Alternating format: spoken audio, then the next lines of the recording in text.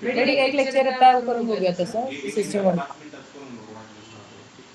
System audio मी करून बघ कसं होतं.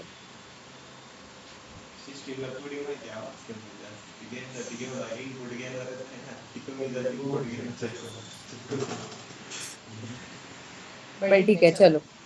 आयटी इंडस्ट्री किती प्रकारचे असतात रे? 2 प्रकारचे असणार आहेत. ओके, एक असणार आहे प्रोडक्ट बेस्ड आणि एक असणार आहे service based. Okay, service based. Okay, काय झालं?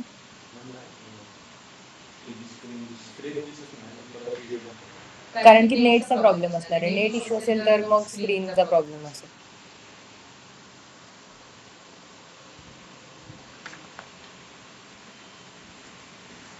होता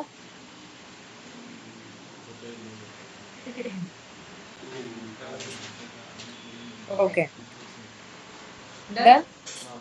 ठीक आहे, चलो. प्रोडक्ट बेस्ड कंपनी म्हणजे काय रे? की ज्यांचं स्वतःचं एक प्रोडक्ट असतं, राईट? जसं की तुमचे अमेझॉन, इंस्टाग्राम, फ्लिपकार्ट, युट्यूब या ज्या कंपनीज आहेत त्यांचं स्वतःच एक प्रोडक्ट आहे, राईट? आपण एक्झाम्पल घेऊयात अमेझॉन. अमेझॉन कंपनीचं प्रोडक्ट कोणतं आहे?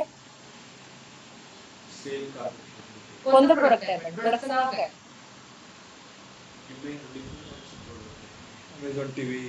मेन प्रोडक्ट आहे अमेझॉन. क्लाउड प्रोव्हाइड करतं. Amazon.com हे मेन प्रोडक्ट आहे ना, मेन सॉफ्टवेअर आहे अमेझॉनचं. युट्यूबचं जसं YouTube.com हे मेन सॉफ्टवेअर आहे, मेन प्रोडक्ट आहे ना त्यांचं. आणि त्याच्यानंतर मग त्यांनी सगळ्या सर्व्हिसेस डेव्हलप केलेल्या आहेत. AWS केलेली आहे, Amazon web services. Main product कोणता? फ्लिपकार्टचं मेन प्रोडक्ट फ्लिपकार्ट.com, right? This is the main product, right? आणि सर्व्हिस बेस्ड कंपनी काय करणार आहे? लेट सपोज फॉर एक्झाम्पल की एक माणूस आहे, ठीक आहे? जसं की आपली इन्स्टिट्यूट, आपल्या इन्स्टिट्यूट मध्ये समजा मला काय करायचं आहे, मला आता एक ऑनलाईन वेबसाईट क्रिएट करायची आहे. अशी वेबसाईट क्रिएट करायची की ज्याच्यामध्ये सगळे ऍडमिशन, आता तुम्ही कसे वॉकिंग करता, इथे येता वगैरे, असं नाही. मला एक वेबसाईट क्रिएट करायची ज्यामध्ये लॉगिन पेज असेल, तुम्हाला एक अकाउंट क्रिएट करावं लागेल आणि सगळे जे जे कोर्स ही इन्स्टिट्यूट प्रोव्हाइड करते कोर्स, त्या कोर्सचं सगळं एक होम पेज असणार आहे. प्रत्येक एका कोर्सवरती तुम्ही क्लिक केलं, क्लाउड कम्प्युटिंग कोर्स, जावा कोर्स, सायबर सिक्युरिटी कोर्स, असे जेवढे कोर्स इन्स्टिट्यूट देते त्या सगळ्या कोर्सचे होम पेज वरती दिसणार तुम्हाला. ज्या कोर्सवरती तुम्ही क्लिक कराल त्या कोर्सवरती तुम्हाला रिडिरेक्ट करणार आणि त्या कोर्सच्या रिलेटेड डिटेल इन्फॉर्मेशन असणार आहे की फीज काय काय असणार आहे, ट्रेनर कोणते असणार आहे, टायमिंग काय काय असणार आहे, बॅचेस कधी असणार आहे, ही सगळी इन्फॉर्मेशन तुम्हाला त्या पर्टिक्युलर कोर्स रिलेटेड भेटणार. कॉन्टॅक्ट नंबर्स असणार आहेत जर तुम्हाला मॅनेजमेंटला कॉन्टॅक्ट करायचं असेल तर, राईट? अशा प्रकारचे एक मला ऍप्लिकेशन तयार करायचं. ठीक आहे, आता मी डिसाईड केलं की मला एक ऍप्लिकेशन तयार करायचं आहे, त्याचं आपण नाव दिलं top80.com. ओके, top80.com मला एक ऍप्लिकेशन तयार करायचं आहे. Okay, let's suppose this is me. Okay, and I want to create top80.com. Okay, top80.com मला ऍप्लिकेशन क्रिएट करायचं. मी टेक्निकल पर्सन आहे का? मला काहीच माहिती नाहीये ना कसं करायचं. मला फक्त एक आयडिया आहे की मला top80.com वाला ऍप्लिकेशन क्रिएट करायचं. तर मी फ्लिपकार्टकडे नाही जाणार, मी युट्यूबकडे नाही जाणार की मला काय करा की मला top80.com नावाचं ऍप्लिकेशन क्रिएट करून देणार का? कारण की त्यांचं स्वतःचं प्रोडक्ट त्यांच्याकडे आहे ना, राईट? सो आपण कोणाकडे जाणार? सर्व्हिस बेस्ड कंपनीकडे जाणार. सर्व्हिस बेस्ड कंपनीकडे गेले, ठीक आहे, this is the service based company. त्यांच्याकडे जाणार आणि मी काय सांगणार की मला काय करायचंय, top80.com वाले एक ऍप्लिकेशन क्रिएट करायचंय. ठीक आहे, आता इथून चालू होणार तुमची software development life cycle. Software development life cycle काय असते रे? ठीक आहे, सॉफ्टवेअर डेव्हलपमेंट लाईफ सायकल. आधी मला कोणी सांगू शकेल सॉफ्टवेअर डेव्हलपमेंट लाईफ सायकल काय असते? काय असते अक्षय? एखादं सॉफ्टवेअर जेव्हा रेडी करायचं असतं, स्टार्टिंग पासून आपण पेजेस म्हणजे कसं करणार, इम्प्लिमेंटेशन होणार, रेडी होणार, कसं डिप्लॉय होणार, कसं आपण त्याला मॉनिटर करणार, ते सगळं सॉफ्टवेअर लाईफ सायकल मध्ये. बरोबर, येस. सो बेसिकली आपण सॉफ्टवेअर डेव्हलपमेंट लाईफ सायकल मध्ये काय बघणार आहे की आपली इंडस्ट्री काय तयार करते? सॉफ्टवेअर तयार करते. सो ते सॉफ्टवेअर कसं तयार करणार? कोणतीही इंडस्ट्री घ्या, तुम्ही टेक्सटाईल इंडस्ट्री घ्या, कोणती फूड इंडस्ट्री घ्या, प्रत्येक इंडस्ट्रीमध्ये एक प्रोटोकॉल ठरलेला असतो की एखादं प्रोडक्ट तुम्हाला शेवटपर्यंत रेडी करायचं तर त्याची सुरुवात कशी करायचा, मिड कसा करायचा आणि एंड कसा करायचा, राईट? सो तसाच आपल्या इंडस्ट्रीमध्ये software development life cycle follow केली जाते एखादं सॉफ्टवेअर तयार करण्यासाठी.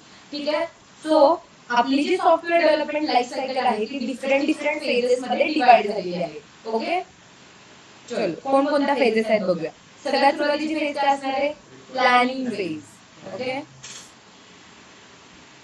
Planning phase. Then requirement analysis.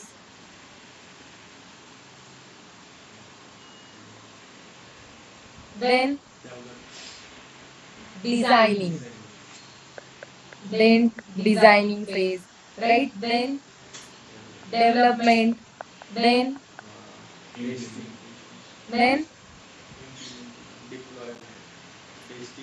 testing, deployment, requirements and analysis and monitoring. Okay, monitoring. आता आपण प्रत्येक फेज या एक्झाम्पलनी डिस्कस करूया. जे आपण एक्झाम्पल आता घेणार आहे इथं आणि डिस्कस करूया. ठीक आहे, this is the software development life cycle. आता मला काय करायचंय, टी ला top80.com नावाचं ऍप्लिकेशन तयार करायचंय. टी काय केली, आपल्या कंपनीचं या नाव दिलं XYZ. XYZ हे सर्व्हिस बेस्ड कंपनीचं नाव आहे. ओके, XYZ कंपनीकडे T% गेलेला आहे. T% सांगतो मला top80.com नावाचं ऍप्लिकेशन क्रिएट करायचं. ठीक आहे, T% XYZ कंपनीला सांगणार माझं लँडिंग पेज असं पाहिजे, मला लॉगिन पेज असं पाहिजे, मला ऍप्लिकेशन मध्ये मला हे फीचर्स ऍड पाहिजे, त्याच्यामध्ये मला इतके कोर्स ऍड करायचे आहेत, असं असलं पाहिजे. सो एक बेसिक रिक्वायरमेंट सांगणार की मला कसं हवंय. राईट, आपण घर बांधताना आपण सांगतो ना आपल्या इंजिनियरला, आपल्या कॉन्ट्रॅक्टरला की मला कसं कसं घर हवंय. त्याच्यामध्ये तो इनपुट टाकून त्याच्यानुसार आपल्याला रिक्वायरमेंट देतो, पण आपण आधी सांगणार आहे. बरोबर. सो XYZ आणि T यांच्यामध्ये जे डिस्कशन असणार आहे हे कुठे होणार आहे रे? प्लॅनिंग फेज मध्ये. ओके, यांच्यामधलं डिस्कशन कुठे होणार आहे? प्लॅनिंग फेज मध्ये होणार आहे. टी सांगणार आहे काय काय आपल्याला रिक्वायरमेंट्स हव्यात XYZ कंपनीला. Okay, requirement analysis. एकदा टीने XYZ कंपनीला अशा अशा रिक्वायरमेंट सांगितल्या तर आता कंपनीची जबाबदारी आहे. कंपनी काय करणार? आपल्या एम्प्लॉई सोबत. सो XYZ जी कंपनी आहे आणि एम्प्लॉईज यांच्यामध्ये डिस्कशन. ठीक आहे, म्हणजे कंपनीला डिसाईड करणार आहे की आपल्याकडे हा प्रोजेक्ट आलेला आहे. ठीक आहे, top80.com नावाचा, आणि त्याच्यामध्ये आपल्याकडे पुरेसे एम्प्लॉईज आहेत का फ्रंट एंड साठी, बॅक एंड साठी, फुल स्टॅक साठी, तेवढे डेव्हलपर्स आहेत का की आपल्याला आणखी हायर करावे लागतील. त्याच्यानंतर कधीही कुठलाही क्लायंट, आता टी काय झाला, क्लायंट झाला XYZ कंपनीसाठी. बरोबर. सो कोणताही क्लायंट सुरुवातीची इन्व्हेस्टमेंट देत नाही. म्हणजे तुम्ही सॉफ्टवेअर, तुम्हाला ते सॉफ्टवेअर तयार करावं लागतं, प्रोडक्शन वरती डिप्लॉय करावं लागतं, प्री प्रोडक्शन वरती त्यांना दाखवावं लागतं. त्यांना जर पसंत पडलं तर ते तुमच्या प्रोजेक्ट मध्ये इन्व्हेस्ट करणार आहेत. ओके, नाहीतर मग ते दुसरीकडे जातील. राईट, दुसऱ्या कंपनीकडे जाणार आहेत. सो तुम्हाला एक इन्व्हेस्टमेंट, तुम्हाला किती त्या सॉफ्टवेअर तयार करण्यासाठी इन्व्हेस्टमेंट करायची आहे, बजेट काय असणार आहे, आणि त्याच्यानंतर एवढी इन्व्हेस्टमेंट करून, एवढी सॅलरीज एम्प्लॉईजला देऊन, एवढा सगळ्या माझ्या इन्फ्रास्ट्रक्चर वरती खर्च करून मला प्रॉफिट किती भेटेल, हे बजेट डिस्कशन जे असतं ते कंपनी एम्प्लॉई सोबत डिस्कस करते. ओके, आणि ते डिस्कशन होऊन एक बजेट फिक्स होतं. कुठं होणार आहे ते? रिक्वायरमेंट अँड अनालिसिस फेज मध्ये एक बजेट फिक्सिंग होणार आहे. बजेट फिक्स झाल्यानंतर या सगळ्या गोष्टी आहेत त्या क्लायंट सोबत डिस्कस केल्या जातात की आमचं हे बजेट आहे, एवढा एवढा खर्च याच्यासाठी होणार आहे आणि तुम्ही रेडी आहे का. ठीक आहे, क्लायंटनी अप्रुव्हमेंट दिली की डॉक्युमेंटेशन पण जे असतं ते रिक्वायरमेंट अँड अनालिसिस मध्ये होतं. डॉक्युमेंटेशन म्हणजे काय आहे की रिटर्न फॉर्मॅट मध्ये, कारण एखादा प्रोजेक्ट कंपनीकडे आलेला आहे, कंपनीचं साईन पाहिजे त्याच्यावरती, त्याच्यानंतर क्लायंटचं साईन पाहिजे त्याच्यावरती, काय प्रोजेक्ट आहे, कसं आहे, किती दिवसांमध्ये कम्प्लीट होणार आहे, डेडलाईन्स वगैरे सगळ्या गोष्टी डॉक्युमेंटेशन वरती रिटर्न असतात. आणि त्या रिटर्न डॉक्युमेंटेशन वरती सायनिंग होतं, क्लायंटचं पण होतं आणि कंपनीचं पण होतं. ठीक आहे, सो डॉक्युमेंटेशन, बजेट फिक्सिंग वगैरे सगळं रिक्वायरमेंट अनालिसिस मध्ये होणार आहे. ठीक आहे, आता असं नसतं बरं का की एकदा क्लायंटने तुम्हाला रिक्वायरमेंट सांगितलं की परत क्लायंट चेंजेस नाही करणार आहे. असं नाहीये, जेव्हा क्लायंटला वाटेल तेव्हा तो चेंज करत राहणार आहे, त्याच्यानुसार तुम्हाला चेंजेस केले पाहिजे. ठीक आहे, त्याच्यानुसार तुमचं जे डॉक्युमेंटेशन असणार आहे ते अपडेट होत राहणार आहे, क्लायंटच्या रिक्वायरमेंट चेंज करेल तशा. Okay, designing phase. Designing phase मध्ये काय रे, जेव्हा तुम्ही घर बांधायला काढता तेव्हा तुम्हाला तुमचा कॉन्ट्रॅक्टर ब्ल्यू प्रिंट देतो. Right, blueprint. So it's blueprint. Designing phase मध्ये तुम्ही एक आर्किटेक्चर क्रिएट करणार तुमच्या सॉफ्टवेअरचं, सो दॅट की तुमचं सॉफ्टवेअर क्रिएट झाल्यानंतर दिसणार आहे कसं. राईट. त्याचा बॅकएंड असं असणार आहे, फ्रंट एंड असं असणार आहे, त्याच्यामध्ये आपण या फीचर्स ऍड करणार आहोत, मग त्याच्यामध्ये तुम्हाला ऍप्लिकेशन स्केल कसं करायचं आहे, लोड बॅलन्सर यूज करायचा की नाही करायचा, या सगळ्या गोष्टी मग तुम्ही जे आर्किटेक्चर डिझाईन होणार आहे, आर्किटेक्चर डिझाईन कोणाला दाखवलं जाणार आहे, क्लायंटला दाखवलं जाणार आहे, क्लायंटला जर काही चेंजेस वाटले चेंजेस करणार आहे, काय करणार आहे, काय करणार आहे, तो अप्रूव्ह करून देणार आहे. जेव्हा अप्रूव्ह करणार तेव्हा ऍक्च्युअली डेव्हलपमेंट चालू होणार. आता ऍक्च्युअली कोड करायला घेणार आहे तुम्ही. आधी आता ही जी सॉफ्टवेअर डेव्हलपमेंट लाईफ सायकल आपण डिस्कस करायला लागलोय ती कशी करायला लागलोय, बिफोर क्लाउड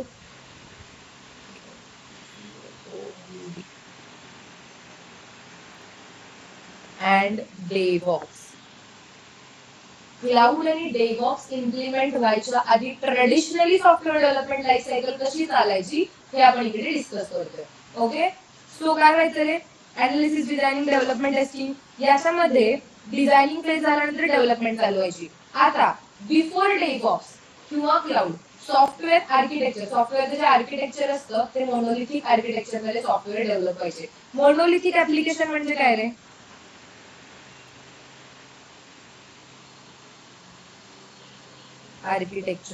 आर्किटेक्चर दोन प्रकारचे असतात. आता दोन प्रकारचे आहेत, आधी फक्त मोनोलिथिक असायचे. ठीक आहे, मोनोलिथिक आणि मायक्रो सर्व्हिसेस. ओके, मोनोलिथिक आणि मायक्रो सर्व्हिसेस. मोनोलिथिक म्हणजे काय, होल सोल ऍप्लिकेशन एकत्रच डेव्हलप होणार. तुमचा फ्रंट एंड पण एकत्र डेव्हलप होणार, बॅक एंड पण एकत्र डेव्हलप होणार. ठीक आहे, डेटाबेस पण एकत्र डेव्हलप होणार. सगळं एकच ऍप्लिकेशन, होल ऍप्लिकेशन डेव्हलप होणार. इकडे होल डेव्हलपमेंट असणार आहे. आणि डिप्लॉयमेंट पण कशी असणार आहे, एकच सर्व्हर असणार आहे. एका सर्व्हर वरती तुमचा फ्रंट एंड डिप्लॉय केला जाणार, बॅक एंड डिप्लॉय केला जाणार आणि डेटाबेस डिप्लॉय केला जाणार. ओके, डिप्लॉयमेंट पण होल असणार आहे, डेव्हलपमेंट पण होल असणार आहे. ओके, पण मायक्रो सर्व्हिसेस आर्किटेक्चर मध्ये कसं असणार आहे, फ्रंट एंड सेपरेट डेव्हलप होणार, बॅक एंड सेपरेट डेव्हलप होणार आहे आणि डेटाबेस सेपरेट डेव्हलप होणार आहे. ओके, इट डिपेंड्स, तुम्हाला 2 tier आर्किटेक्चर करायचं आहे, 3 tier आर्किटेक्चर करायचं आहे, त्याच्यावरती डिपेंड असणार आहे की तुमचं मायक्रो सर्व्हिसेसचं आर्किटेक्चर कसं असेल. सो डेव्हलपमेंट पण तुमची कशी असणार आहे, सेपरेट असणार आहे. डिप्लॉयमेंटसाठी पण 3 डिफरंट सर्व्हर्स असणार आहेत. 3 डिफरंट सर्व्हर्स असणार आहेत. फ्रंट एंड एका सर्व्हरवरती डिप्लॉय केला जाणार, बॅक एंड एका सर्व्हरवरती डिप्लॉय केला जाणार आणि डेटाबेस एका सर्व्हरवरती डिप्लॉय केला जाणार. आणि हे तिन्ही सर्व्हर एकमेकांना इंटिग्रेट केले जाणार, इंटरकनेक्ट केले जाणार आहे कम्युनिकेशनसाठी. ओके, सो जी डिप्लॉयमेंट असणार आहे ती पण कशी असणार आहे, सेपरेट असणार आहे. पण आधी बिफोर डेव्हऑप्स किंवा क्लाउड इम्प्लिमेंटेशन, जी traditional software development life cycle होती त्याच्यामध्ये मायक्रो सर्व्हिसेस यूज केले जात नव्हते, तेव्हा मोनोलिथिक पद्धतीने ऍप्लिकेशन डेव्हलप व्हायची आणि डिप्लॉयमेंट पण तशीच व्हायची. ओके, सो डेव्हलपमेंट स्टार्ट होणार आहे. डेव्हलपमेंट कशी असणार आहे, मोनोलिथिक ऍप्लिकेशन असणार आहे, फ्रंट एंड, बॅक एंड आणि तुमच्या डेटाबेस एकत्र होली डेव्हलप व्हायला चालू झालंय. ठीक आहे, आता जोपर्यंत एक फीचर कम्प्लीट होत नाही, समजा आता लॉग इन पेजचा एखाद्या डेव्हलपर एक फीचर कम्प्लीट, असं होतं का रे एका सिटिंग मध्ये एक फीचर कम्प्लीट झालं, असं नाही ना होत. तुम्हाला 3-4 सिटिंग पाहिजे आहेत एक फीचर कम्प्लीट होण्यासाठी, राईट. सो याच्यामध्ये काय व्हायचं, एक तर होल डेव्हलपमेंट असायची, डिपेंडन्सी एकमेकांवरती खूप जास्त असायची. Front end, back end, database सगळं तुम्ही एकत्रच डेव्हलप करायला लागलाय. आणि त्याच्यामध्ये जेव्हा डेव्हलपमेंट सेपरेट व्हायचं, ऑपरेशन सेपरेट व्हायचं. ऑपरेशन आणि डेव्हलपमेंट सेपरेट म्हणजे काय रे, आधी डेव्हलप व्हायचं ऍप्लिकेशन, मग तुम्ही तो टेस्ट करणार, बिल्ड केसेस तुम्ही क्रिएट करणार, टेस्ट केसेस क्रिएट करणार आणि टेस्ट केसेस काय फेल झाल्या तर मग परत डेव्हलपरला तुम्हाला द्यावं लागणार आहे. सो तोपर्यंत डिप्लॉयमेंट आणि ऑपरेशन शांत, मग ते काय करणार ना तोपर्यंत त्यांना. आणि तुम्हाला जर समजा एक 6 महिन्याची डेडलाईन, तुम्ही त्या डॉक्युमेंटेशन मध्ये रिक्वायरमेंट अनालिसिस मध्ये ऑलरेडी डेडलाईन तुम्ही ठरवलेल्या आहेत की आम्हाला आमचं प्रोडक्ट या पिरियड नंतर मार्केटमध्ये लॉन्च झालेलं पाहिजे. ठीक आहे, तुम्ही जर तुमच्या रिक्वायरमेंट पण फुलफिल करायच्या आहेत आणि तुम्हाला फक्त फास्ट डिप्लॉयमेंट नको आहे, तुम्हाला क्वालिटी पण मेंटेन करायची आहे ना त्या पर्टिक्युलर प्रोडक्टची, राईट. सो इथं काय व्हायचं रे, डेव्हलप करायचे, ठीक आहे, पण एखाद्या फीचर लॉग इन फीचरवरती काम करतायत, डेव्हलपरनी काम केलं, टेस्टरला काय नाही, टेस्टर फक्त टेस्ट करून बघणार आहे की ते फीचर चालतंय की नाही चालतंय. लॉग इन फीचरवरती क्लिक केल्यानंतर ते रिडिरेक्ट होत आहे, टेस्टरला काही टेक्निकल नॉलेज नसतं. टेस्टर काय करणार आहे, डेव्हलपरला फक्त सांगणार आहे की हे चालत नाहीये. आता डेव्हलपरला नेमकं कळेल ना की बॅकएंड मध्ये आहे का फ्रंट एंड मध्ये आहे का कुठं, म्हणजे कुठं यायला लागलाय, एरर कुठे येतोय. सो एवढा जर समजा तुम्ही विचार करा, जेव्हा होली ऍप्लिकेशन डेव्हलप होतं तेव्हा किती नंबर ऑफ लाईनचा कोड असतो रे, वेगवेगळ्या फाईल्स असतात, एवढ्या नंबर ऑफ 1000 नंबर ऑफ लाईन्सचा कोड असतो आणि त्या कोड मध्ये तुम्हाला नेमका बग शोधायचा आहे, तर तो कुठं आहे पण स्पेसिफिकली कळत नाहीये तुम्हाला, नेमकं कोणता म्हणजे कोणता एंड त्याच्यामध्ये बग आणायला लागलाय, फ्रंट एंड नंतर बॅक एंड नंतर. सो टाइम कन्झ्युमिंग प्रोसेस होती. टेस्टिंग आणि डेव्हलपमेंट मध्येच एवढ्या वेळा शफल व्हायच्या ना गोष्टी. एखादा डेव्हलपर त्याला पुश करायचा, टेस्टर करायचा, हे रन होत नाही, परत डेव्हलपरकडे जायचं परत. सो याच्यामध्येच खूप खूप टाइम कन्झ्युमिंग प्रोसेस असायची. ठीक आहे, तरी पण झालं, एखादा एक फीचर कम्प्लीट झाले, 2 फीचर कम्प्लीट झाले, 3 फीचर कम्प्लीट झाले. टेस्टिंग नंतर काय करणार, टेस्टिंग मध्ये तुम्ही काय करता, एक टेस्ट केसेस पास करता, टेस्ट केसेस पास झाले तर तो कोड बिल्ड करता. बिल्ड म्हणजे कंपाईल करणं. ठीक आहे, कंपाईल करणं कोड आणि त्याच्या बिल्ड केसेस क्रिएट करणं. बिल्ड केसेस म्हणजे काय, आर्टिफॅक्टरी. आर्टिफॅक्टरी म्हणजे एक्झिक्युटेबल फाईल्स. एक्झिक्युटेबल फाईल्स म्हणजे असा कोड की तुम्ही आता कुठेही टाकला तरी तो कोड रन होऊ शकेल, असं त्याला म्हणायचं executable files. Executable files create करून ठेवतात. आणि आता काय, डिप्लॉयमेंट. ठीक आहे, इथपर्यंत सगळं झालं, टेस्टिंग झाली, डेव्हलपमेंट झाली. आता डिप्लॉयमेंट. डिप्लॉयमेंट ही एक one of the challenging task होतं ऑर्गनायझेशनसाठी. का, कोणतंही ऍप्लिकेशन डिप्लॉय करायचं आहे ना, तर मी क्लायंट आहे, मी तुम्हाला सर्व्हर्स आणून देणार नाहीये. सर्व्हर्स तुम्हाला आणायचे आहे. ठीक आहे, तुम्हाला डिप्लॉय करायचं आहे, कंपनीची इन्व्हेस्टमेंट असणार आहे ती. ओके, सो कंपनीला डिप्लॉय कुठे करायचं रे, डेटा सेंटर्स ऐकले तुम्ही? डेटा सेंटर्स काय असतात? ओके, सो डेटा सेंटर्स काय असतात, कंपनीला काय करावं लागायचं, लेट्स सपोज पुण्यामध्ये एक जागा विकत घ्यावी लागायची.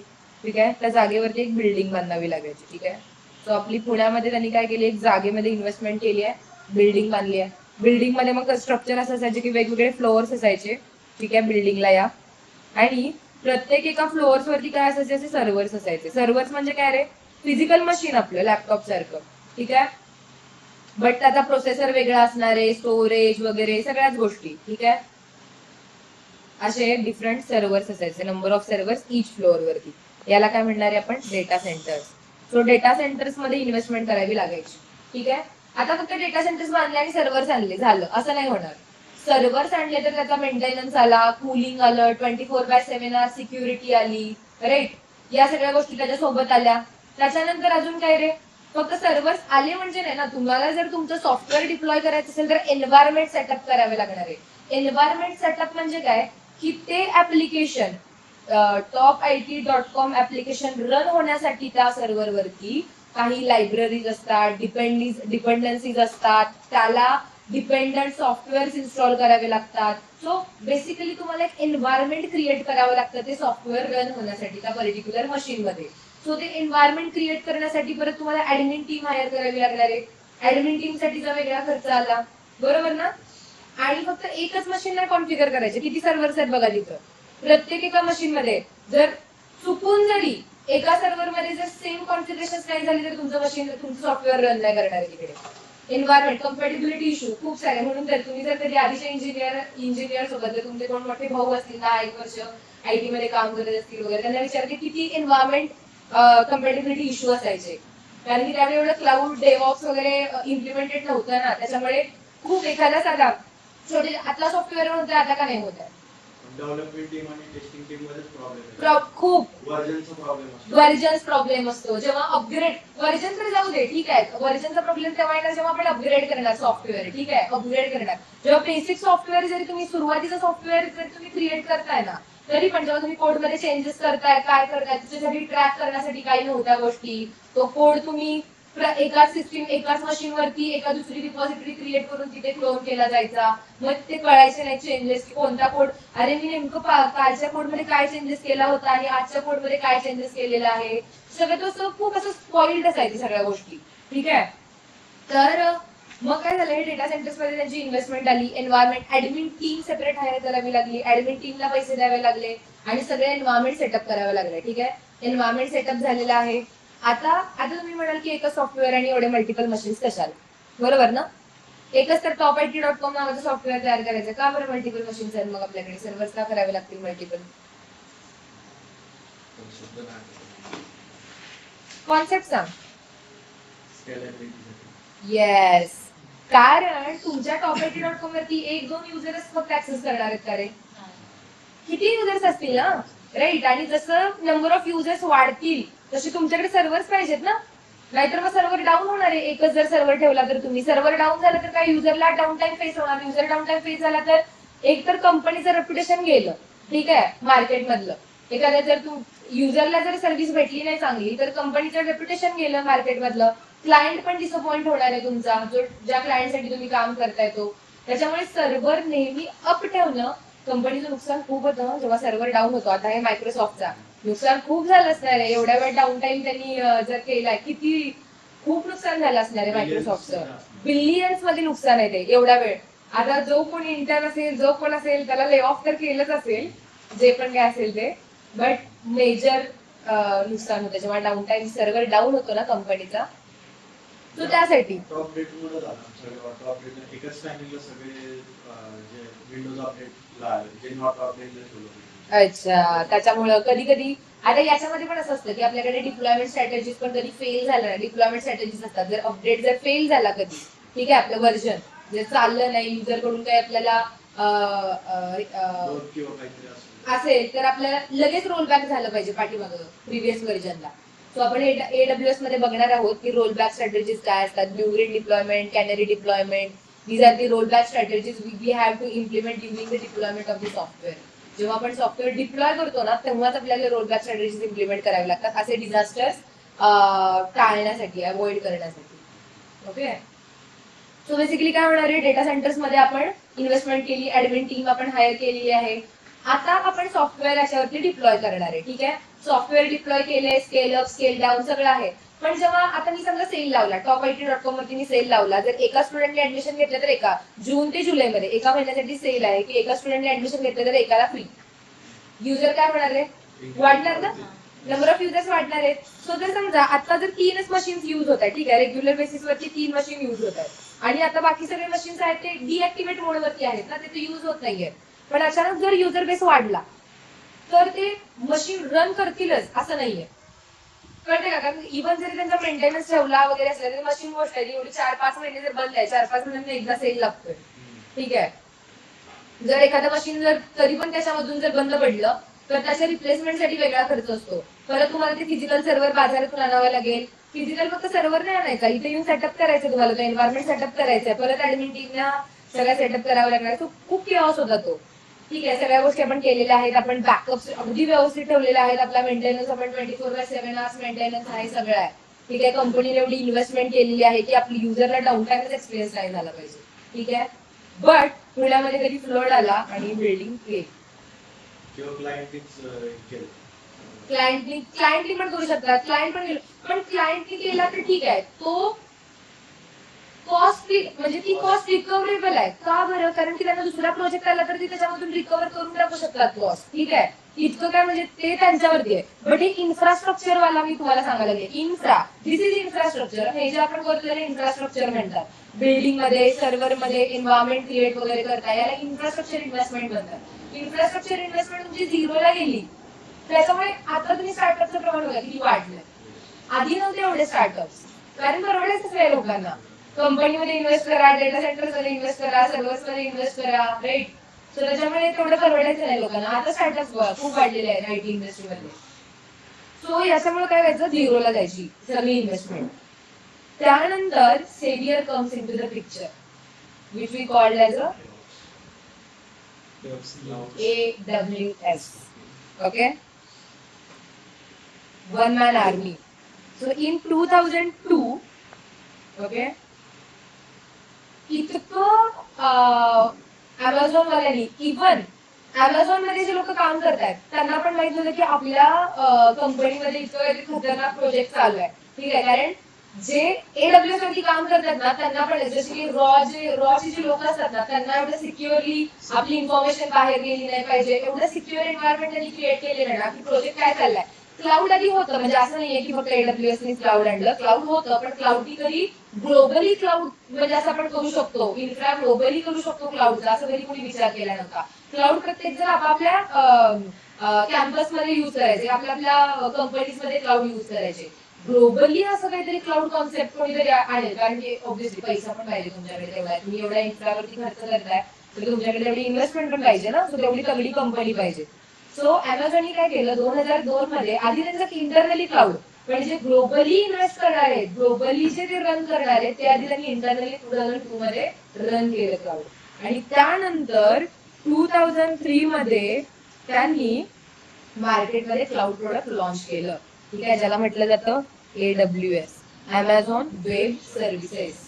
त्यांनी काय सांगितलं, ते म्हटले अशा ज्या कंपन्या आहेत XYZ, ठीक आहे, जशी आता आपली होती, ठीक आहे, अशा ज्या कंपनीज आहेत सर्व्हिस बेस्ड कंपनी, त्यांनी काय करायचंय, आमच्याकडे फक्त रिक्वायरमेंट घेऊन यायचं, ठीक आहे. आपलं प्रोडक्ट तयार झाले ना, topit.com मध्ये प्रोडक्ट तयार झाले, आपला प्रॉब्लेम कुठे आहे, युजराचा प्रॉब्लेम आहे, आपल्याला डिप्लॉयमेंटसाठी आपल्याला प्रॉब्लेम आहे, आपल्याला प्रोडक्ट तयार झालेला आहे. तर काय म्हटले, तुम्ही काय करा, आमच्याकडे या, तुमच्या रिक्वायरमेंट घेऊन या, की आम्हाला काय करायचं, आमचा असा प्रोडक्ट आहे, आम्ही या लँग्वेज मधून हे प्रोडक्ट डेव्हलप केलेला आहे, आम्हाला एक असा सर्व्हर पाहिजे की ज्याच्यामध्ये ही ऑपरेटिंग सिस्टीम, जसं की मला लिनक्स ऑपरेटिंग सिस्टीम ऑलरेडी त्याच्यामध्ये इन्स्टॉल पाहिजे, एन्व्हायरमेंट आम्हाला हे पाहिजे, या लायब्ररीज या dependency, so ready to use server पाहिजे आम्हाला एन्व्हायरमेंट वगैरे काही सेटअप करायची गरज नाही पाहिजे. म्हणजे कसं की तुम्ही आता मी डिसाईड केलं, माझ्याकडे लॅपटॉप नाही, मी डिसाईड केलं की यार मला GTA गेम खेळायचे, GTA Vice City या व्हर्जनची, आणि मला माझ्या लॅपटॉप मध्ये 4 मूवीज पाहिजेत, ठीक आहे, हे मूवीज पाहिजेत, मला लॅपटॉप घ्यायचा आहे. तुम्ही मार्केटमध्ये जाणार आणि मी सांगणार की मला असा लॅपटॉप पाहिजे, आणि ते already Windows operating system install करून तुम्हाला जी गेम पाहिजे ती, आणि तुम्ही घरी येणार, पॉवर ऑन करणार आणि खेळायला चालू करणार. ओके,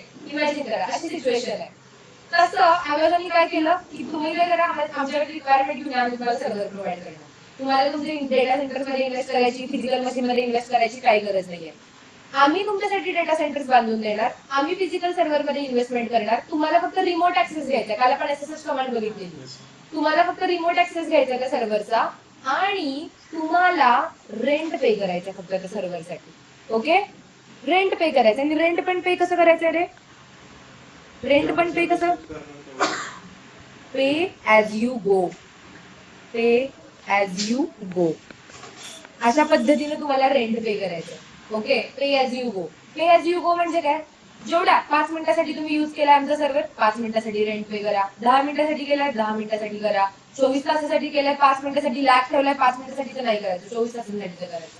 तो जेवढा टाइम युज केलाय तुम्ही, ठीक आहे, त्याच्यासाठी तुम्ही पे करायचंय. आता आपण पे ॲज यू गो AWS जेव्हा आपण शिकणार तेव्हा याच्यामध्ये पण डिस्काउंट असतात, की रिझर्व इन्स्टन्सेस जर तुम्ही 3 वर्षासाठी जर त्यांच्याकडे डील केलं तर यातून आणि तुम्हाला डिस्काउंट भेटणार आहे, स्पॉट इन्स्टन्सेस मध्ये इन्व्हेस्ट केले तर आणखी तुम्हाला डिस्काउंट भेटणार आहे. सो आपण ते डिस्काउंट कसे भेटतात काय भेटतात आपण AWS मध्ये बघूया. पण पे ॲज यू गो त्यांनी सांगितलं जसं तुम्ही युज कराल तेवढा तुम्हाला पे करायचा आहे. Okay, that's it.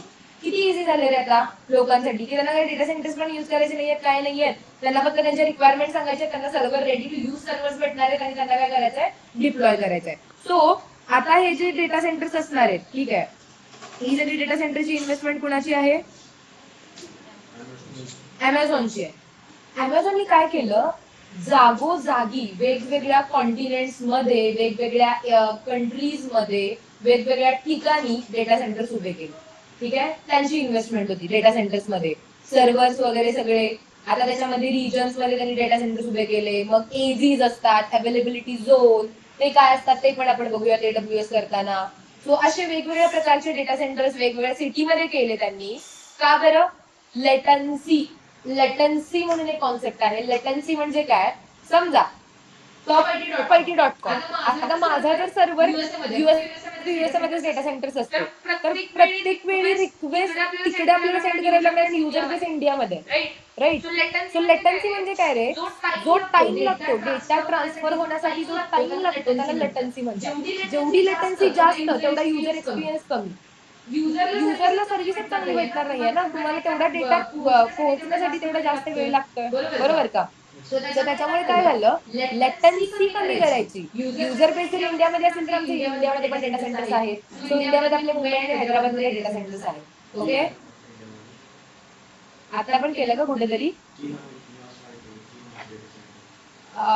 आता जर झालं असेल तर मला नाही माहिती, पण मला मुंबई आणि हैदराबादचं माहिती आहे. ओके, जर झालं असेल रिसेंटली, कारण 3-4 वर्षांपूर्वी तरी पण नाही. हा, मायक्रोसॉफ्ट एज्युअर.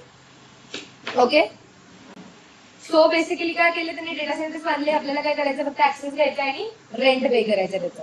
आता त्यांनी काय सांगितलं की तुम्ही काय करा, आम्ही तुम्हाला सर्व्हर्स प्रोव्हाइड करणार, ठीक आहे, हे सर्व्हर्स प्रोव्हाइड करणार म्हणजे आम्ही तुम्हाला काय करणार आहे, इन्फ्रास्ट्रक्चर प्रोव्हाइड करणार आहे. काय करणार आहे, इन्फ्रास्ट्रक्चर. आणि कसं इन्फ्रास्ट्रक्चर प्रोव्हाइड करणार आहे रे, scalable infrastructure. Scalable infrastructure, scalable infra provide करणारे. स्केलेबल इन्फ्रा म्हणजे काय? As traffic increases the number of server increases, as traffic decreases the number of server decreases automatically.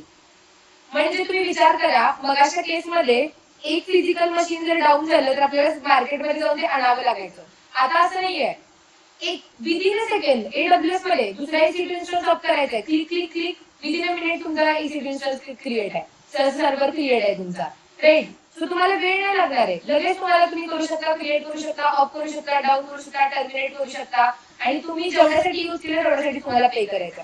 So आता कंपनीसाठी किती कॉस्ट इफेक्टिव्ह झालं रे इन्फ्रास्ट्रक्चर क्रिएट करणं. त्यांना फक्त क्लाउडकडे जायचं, रिक्वायरमेंट सांगायचे, दॅट्स इट, आणि त्यांना इन्फ्रा घ्यायचा आहे, बरोबर का? सो अशा पद्धतीनं काय व्हायचं, अशा पद्धतीनं क्लाउडनी कॉस्ट जी होती ती एवढ्या लेवलवरती रिड्यूस केली. ओके, तुझं रेकॉर्डिंग चाललं बंद केलं?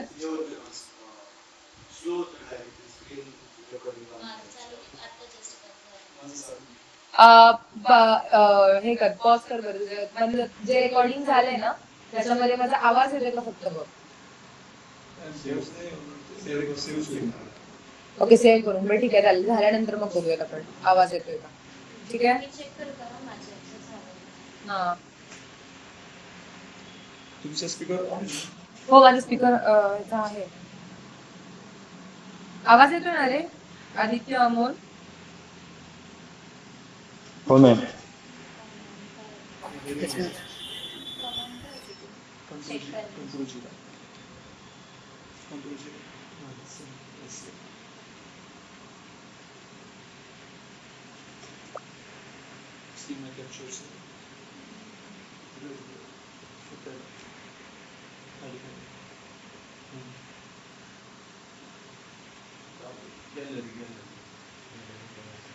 गॅलरी मध्ये पिक्चर्स मध्ये असेल, आय गेस तुमच्या पिक्चर्स किंवा व्हिडिओज मध्ये असेल सेव्ह झालेलं. आवाज सिस्टमचा आवाज.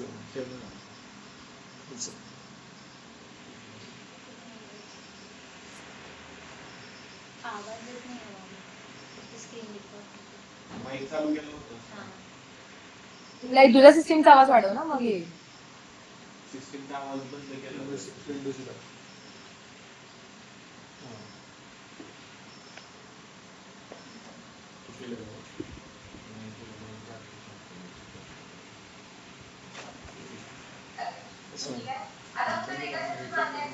Very good, very good. येतो येतो, बंद करा.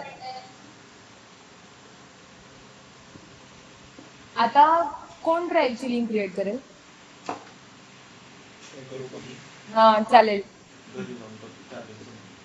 ठीक आहे. ड्राईव्ह ची एक लिंक क्रिएट कर, आणि कोणी पण एक लेक्चर करताय ना, रेकॉर्ड करताय ना, ज्याच्या मशीन मध्ये होत आहेत लेक्चर रेकॉर्ड, ठीक आहे, प्रायव्हेट लिंक क्रिएट करा ड्राईव्हची. पण प्रायव्हेटली आपण जे करताय ते ड्राईव्ह वरती टाका, आणि जी लिंक केली असती मला लिंक शेअर कर. ओके, ठीक आहे, चालेल. ओके, सो काय होणार आहे, पे ॲज यू गो तुम्हाला मॉडेल आहे. परत चालू करते रेकॉर्डिंग. नाही, कंपनीचा आपण मेल आयडी घेऊया, त्याच्या मेल आयडी वरून करू. ठीक आहे, मी मागून घेते यांचा मेल. ओके, ठीक आहे, ठीक आहे, चालेल. मी सांगते, मी सरांना सांगते. चलो, सो रेंट कसं असणार आहे, पे ॲज यू गो आहे, आणि क्लाउडनी अशा प्रकारे डिप्लॉयमेंट जी आहे, infrastructure deployment. So basically deployment तुमची कॉस्ट इफेक्टिव्ह झाली आहे. पण अजून आपला जो मेन प्रॉब्लेम होता, कोणता प्रॉब्लेम? पण अजून डेव्हलपमेंट ही सेपरेटच होतीये, डिप्लॉयमेंट ही सेपरेटच होतीये, बरोबर का? तो अजून इश्यू रिझॉल्व्ह नाही झालेला. कारण कंपनीसाठी, ऑर्गनायझेशनसाठी एक इव्हेंच्युअली बेसिक चॅलेंज काय यायला लागलं माहितीये का, की त्यांना त्यांचं सॉफ्टवेअर लवकरात लवकर डिप्लॉयमेंट, ठीक आहे, सॉफ्टवेअर डिप्लॉयमेंट लवकरात लवकर झाली पाहिजे, प्लस क्वालिटी पण मेंटेन झाली पाहिजे. का रे? आता लेट्स सपोज की अमेझॉन कडे मी जाते, मी अमेझॉनच्या वेबसाईटवरती जाते, मला खूप बफर दिसतोय, ठीक आहे, किंवा व्हर्जन अपडेटेडच नाहीयेत काय, राईट? वर्जन फक्त डिप्लॉयमेंट करून घेणार, तुम्हाला अपडेट्स ठेवावे लागणार आहे तुमच्या सॉफ्टवेअर मध्ये, नेहमी अपडेट्स ठेवावे लागणार आहेत, राईट. सो ते जे रिलीज असतात ते पण फास्ट झाले पाहिजेत. जर ते प्रोडक्ट त्यांचं जर मला वर्क करत नाहीये, माझ्यासाठी किती बिईंग कस्टमर माझ्याकडे ओशन ऑफ दी चॉईस आहे. फ्लिपकार्ट आहे, मिंत्रा आहे, मिशो आहे, तुम्ही विचार करा किती चॉईसेस आहेत माझ्याकडे, मी तिकडे जाऊ शकते. सो ऑर्गनायझेशनसाठी टास्क काय होता की आम्हाला काय करायचं आहे, लवकरात लवकर डिप्लॉयमेंट करायचे, व्हर्जन अपडेटेड असू दे, सॉफ्टवेअर असू दे, डिप्लॉयमेंट लवकरात लवकर करायची आहे आणि आम्हाला क्वालिटी पण मेंटेन करायची, राईट. सो हे मेजर चॅलेंजेस होते आणि ते ओव्हरकम करण्यासाठी DevOps comes into the picture. So what is DevOps? DevOps is not a tool, DevOps is not a technology, DevOps is a culture or methodology. It's a culture, ठीक आहे, की जे implement केलं जातं कंपनीज मध्ये. Generally खूप साऱ्या मुलांना वाटतं की DevOps म्हणजे टूल आहे, DevOps म्हणजे टेक्नॉलॉजी आहे. नाही, DevOps एक कल्चर आहे की जे कंपनी फॉलो करते, ठीक आहे. अजून असं नाही की सगळ्याच कंपनीमध्ये DevOps फॉलो होतं, DevOps इम्प्लिमेंटेशन आहे, पण आता बऱ्याचशाच कंपनी DevOps मेथडॉलॉजी इम्प्लिमेंट करायला लागल्यात, कारण की DevOpsचे बरेचसेच फायदे आहेत. DevOps म्हणजे काय, डेव्हलपमेंट अँड ऑपरेशन्स. सो आता काय व्हायचं, हा जो आपला सगळा फ्लो होता, याला ही जी हा जो पार्ट आहे तो कशाला येणार आहे, ऑपरेशन्स, राईट. सो डेव्हलपमेंट आणि ऑपरेशन्स या सेपरेट गोष्टी व्हायच्या, राईट. डेव्हलपमेंट सेपरेट व्हायचे, ऑपरेशन्स पण सेपरेट व्हायचे. सो डेव्हलपमेंट आणि ऑपरेशन्स हे सेपरेट असल्यामुळे सॉफ्टवेअर डिप्लॉयमेंट जे रिलीजेस आहेत ते पण लाईक त्याला लॅग असायचा, त्याच्यामध्ये वेळ, डिप्लॉयमेंट लेट व्हायची त्याची, ठीक आहे.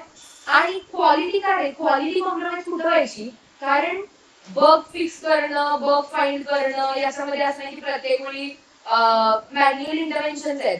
मॅन्युअल इंटरव्हेन्शन जास्त आहे, त्याच्यामुळे माणूस आहे, माणसांकडून चुका होऊ शकतात, बरोबर आहे का. DevOpsनी काय केलं, डेव्हलपमेंट आणि ऑपरेशन्स कोलॅबरेट केलं, ठीक आहे. हँड बाय हँड पॅरलल चाललात. जशी डेव्हलपमेंट होतीये, ठीक आहे, तशी ऑपरेशन चालले पाहिजे, हँड इन हँड चाललं पाहिजे. असं नाही आधी डेव्हलपमेंट होणार आणि मग ऑपरेशन डिप्लॉयमेंट साठी येणार आहे, टेस्टिंग होणार आहे, बिल्डिंग होणार आहे, राईट. असं नाही झालं पाहिजे. सो त्यासाठी DevOpsनी काय केलेलं आहे, सगळ्या गोष्टी DevOps ऑटोमेट करण्यासाठी ट्राय करतं. बीइंग अ DevOps इंजिनियर तुमचं काम काय असणार आहे, ऑटोमेट करायच्या गोष्टी, ऑटोमेशन करायच्या. हा जो सगळा लाईफ सायकलचा फ्लो आहे तो ऑटोमेट कसा करता येईल, मॅन्युअल इंटरव्हेन्शन कसं कमी करता येईल, फास्टर डिप्लॉयमेंटसाठी आपल्याला अजून काय इम्प्लिमेंटेशन करता येईल, या सगळ्या गोष्टी आपण शिकणार आहोत, ठीक आहे, DevOps मध्ये. सो क्लाउड कम्प्युटिंग काय असणार आहे, तुम्हाला काय करायचे आहेत, DevOpsचे टूल्स यूज करून क्लाउड वरती रिसोर्सेस क्रिएट करायचे आहेत. आणि क्लाउड वरती रिसोर्सेस क्रिएट करण्यासाठी जर तुम्ही सर्व्हर यूज करताय तर तुम्हाला CLI कॉन्फिगरेशन झालं पाहिजे, आणि CLI साठी आपण लिनक्स शिकणार आहोत, ओके. सो हा सगळा लिंक्ड सिलेबस आहे आपला. आपण नेटवर्किंग पासून का स्टार्ट केलेलं आहे की ऍटलीस्ट तुम्हाला कळते की IP ऍड्रेसेस काय असणार आहेत. असं नाही होणार की AWS शिकवायला चालू केल्यानंतर तुम्हाला एक दोन CID काय म्हणायला लागेल मॅम, नाही का, तुम्हाला एक फ्लो आलेला आहे, नेटवर्किंग कळते तुम्हाला, सर्व्हर्स मी म्हणते तर तुम्हाला कळते की नेमके सर्व्हर्स काय आहेत, राईट. सो यासाठी आपण नेटवर्किंग पासून स्टार्ट केलं होतं. आता त्यानंतर काय असणार आहे आपलं, लिनक्स कशासाठी, सगळं आपल्याला सर्व्हर कॉन्फिगरेशन करायचे आहेत. CLI कळला पाहिजे तुम्हाला, तुम्ही रिमोट ऍक्सेस घेताय तर SSH कमांड कळली पाहिजे तुम्हाला, राईट. तुम्ही रिमोटली ऍक्सेस घेताय ना, तिथे GUI नसणार आहे, ग्राफिकल यूजर इंटरफेस नसणार आहे, CLI तुम्ही सगळ्या गोष्टी तुम्हाला कॉन्फिगर करायच्या. टेराफॉर्म CLI आलं पाहिजे, गिट CLI आलं पाहिजे, डॉकर CLI आलं पाहिजे तुम्हाला. हे सगळे याचे टूल्स आहेत, DevOpsचे टूल्स आहेत, राईट. सो या सगळ्या गोष्टींसाठी CLI मॅन्डेटरी आहे. सो त्यासाठी आपण काय शिकणार आहोत, लिनक्स शिकणार आहोत, ऑपरेटिंग सिस्टीम, ओके. DevOpsनी काय केलं, मग हा सगळा फ्लो एकदम ऑटोमेट केलेला आहे. मग त्याच्यामध्ये CI/CD पाईपलाईन इम्प्लिमेंटेशन झालेलं आहे. CI/CD पाईपलाईन म्हणजे या सगळ्या गोष्टी ऑटोमेट होतात तुमच्या. जसा कोड समजा आता कसं होतं रे, सॉफ्टवेअर डेव्हलपमेंट लाईफ सायकल, डेव्हलपरनी 4 लाईनचा कोड लिहिला, ठीक आहे. एक तर मायक्रो सर्व्हिसेस मध्ये ऍप्लिकेशन डेव्हलप व्हायला चालू झालं, डिप्लॉयमेंट पण मायक्रो सर्व्हिसेस मध्ये व्हायला चालू झाली, सेपरेट असायचं. डेव्हलपरनी 4 लाईनचा कोड लिहिला, जसा 4 लाईनचा कोड लिहिला तो GitHub वरती पुश करणार, ठीक आहे. आता गिट काय असतं, जेव्हा मी ऍक्च्युअली गिट शिकवायला चालू करेन तेव्हा मी तुम्हाला सांगेन की गिट काय असतं, आधी कसं व्हायचं, नंतर ही VCS कशी डेव्हलप झाली आहे, ठीक आहे. व्हर्जन कंट्रोल सिस्टीम, VCS म्हणजे व्हर्जन कंट्रोल सिस्टीम, राईट. ही हळूहळू कशी डेव्हलप झाली, आधी कशी ट्रेडिशनल कशी असायची, हे आपण गिट शिकताना डेप्थ मध्ये आपण डिस्कस करूया त्याच्यावरती. मग काय झालं रे, मग याच्यामुळे CI/CD पाईपलाईन आली. CI/CD पाईपलाईन सगळा फ्लो कसा झालेला आहे, ऑटोमेट झालेला आहे. 4 लाईनचा कोड लिहिला की लगेच GitHub वरती पुश करणार, GitHub वरती पुश झाला की CI/CD पाईपलाईन ट्रिगर होणार, CI/CD पाईपलाईन ट्रिगर झाली की तो कोड पुल होणार, पुल होऊन लगेच त्याच्यावरती याच्यामध्ये कुठेही मॅन्युअल इंटरव्हेन्शन नाहीये, सगळं ऑटोमॅटिक होते. जेनकिन सर्व्हर असतो CI/CD पाईपलाईन सेट करण्यासाठी. जेनकिन सर्व्हरवरती मग ते CI म्हणजे continuous integration, continuous deployment. Continuously code integrate होणार, टेस्ट केसेस पास केल्या तर ठीक आहे, त्याचे डेव्हलपरला लगेच पाठीमागे दिला जाणार की हा काहीतरी बग आहे याच्यामध्ये. 4 लाईनच्या कोडमध्ये त्याला बग शोधायला किती वेळ लागतो, राईट? तो फिक्स करणार, परत लगेच पुश करणार, पुश केला की परत CI/CD पाईपलाईन ट्रिगर होणार, पुल करणार, टेस्ट केसेस पास करणार, टेस्ट केसेस पास केल्यानंतर बिल्ड क्रिएट करणार, एक्झिक्युटेबल फाइल्स क्रिएट करणार आणि सीडीला तो पुढच्या प्रोसेसला हे करणार. कंटिन्युअस डिप्लॉयमेंटला तो काय करणार आहे, पुश करून देणार आहे पुढे. कंटिन्युअस डिप्लॉयमेंट मध्ये परत टेस्ट केसेस पास करावे लागणार आहे त्याला. प्री प्रोडक्शन एन्व्हायरमेंट वरती, स्टेजिंग एन्व्हायरमेंट वरती तो कोड परत डिप्लॉय होणार, बघणार की रन होतोय का. एवढ्या सगळ्या टेस्ट केसेस मधून गेल्यानंतर मग तो परत काय होणार आहे, पुढे जाणार आहे प्रोडक्शन एन्व्हायरमेंट वरती, राईट? आणि आता आपण काय करणार, फुल ऍप्लिकेशन डिप्लॉय करत, छोटे छोटे रिलीजेस, जेवढे वर्जन होते जेवढे रिलीज, जेवढं काम कम्प्लीट होते तेवढं आपण डिप्लॉय करायला लागलो. त्यामुळे आपली डिप्लॉयमेंट फास्टर झालेली आहे. प्लस क्वालिटी मेंटेन होते, मॅन्युअल इंटरव्हेन्शन कमी झालेलं आहे, किती टेस्ट केसेस मधून त्या कोडला जावं लागतंय, राईट? सो असा सगळा इम्पॅक्ट कशाचा झालेला आहे, डेव्हऑप्सचा झालेला आहे. सो डेव्हऑप्स इंजिनियर क्लाउड कम्प्युटिंग मध्ये तुम्ही कंपनीमध्ये जेव्हा जाल तेव्हा तुम्हाला काय करायचं आहे, मोस्ट ऑफ गोष्टी तुम्हाला विचारतील व्हॉट इज डेव्हऑप्स, ठीक आहे? What is the work of the DevOps engineer. You have to maximally focus on the how to automate the things. सगळ्या गोष्टी ऑटोमेट कशा करते, कारण तुम्ही याच्या आधी पण इंडस्ट्री चालतच होती, राईट? तुमचा वेगळा इम्पॅक्ट काय पडला पाहिजे, फास्टर झाल्या पाहिजेत गोष्टी, राईट? सो त्यासाठी तुम्हाला हायर केलं. Okay, so this is all about the software development life cycle, DevOps and the cloud. Okay, तुम्हाला कळालं की फ्लो कसा होता, काय होता. आता आपण ट्यूजडेला म्हणजे सुट्टी असेल तुम्हाला, उद्या तुमचा इंट्रोडक्शनचा आहे, प्रत्येकाने आय होप इंट्रोडक्शन एक प्रिपेअर केलेलं आहे तुमचं 30 सेकंडचं. ओके, आणि ट्यूजडेला ऑपरेटिंग सिस्टीम बद्दल मी पहिला डिस्कस करणार आहे, ठीक आहे? आणि त्याच्यानंतर वेनेसडे पासून आपण ऍक्च्युअली वेनेसडेला सेटअप करूयात आपण सगळ्यांनी ती सेंट्रोइज इमेज आहे ती डाउनलोड करून घ्या, मी तुम्हाला देते आता, ठीक आहे? आणि ऑपरेटिंग सिस्टीम बद्दल आपण डिस्कस करणार आहोत आणि त्याच्यानंतर बघूया थोडं आधी लिनक्सच्या आधी कोणकोणत्या विंडो सिस्टीम्स होत्या, काय होत्या, या सगळ्या गोष्टीवरती आपण थोडी हिस्ट्री डिस्कस करूयात आणि मग ऍक्च्युअली इम्प्लिमेंटेशन चालू करायला घेऊया, ठीक आहे? ओके, काही प्रॉब्लेम? तसं इंटरेस्टिंग आहे की नाही आमचं डेव्हऑप्स? DevOps is really interesting. चलो, hello students, online